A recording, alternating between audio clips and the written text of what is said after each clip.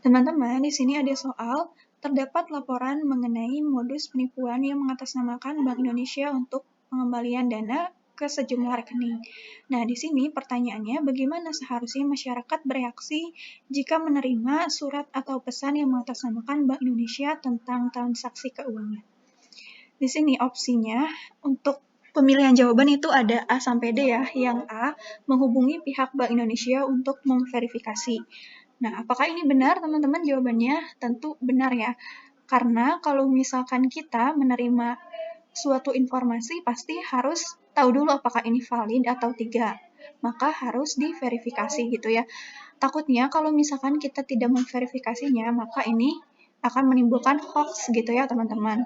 Dan juga bisa membahayakan teman-teman entah itu nanti rekening teman-teman ataupun hal lainnya. Kemudian yang B, ini mengikuti instruksi dalam surat ataupun pesan tersebut.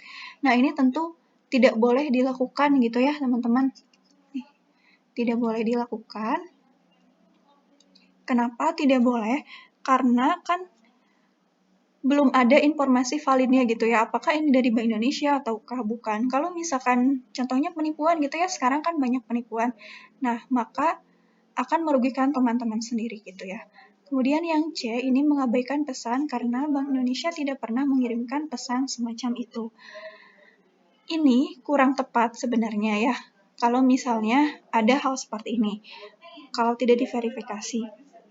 Nah, bisa jadi nanti bahaya jika ternyata pesan itu sahih gitu ya, atau pesan itu benar teman-teman gitu. Kemudian yang D, meneruskan pesan ke pihak berwenang tanpa memeriksanya terlebih dahulu. Nah, meneruskan pesan tanpa memverifikasinya juga bisa membuat penyebaran informasi palsu atau hoax gitu ya semakin meluas.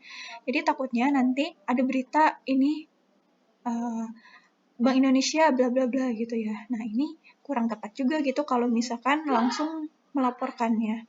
Tapi harus diverifikasi dulu ya teman-teman. Oke, jadi untuk soal ini jawabannya adalah yang A ya.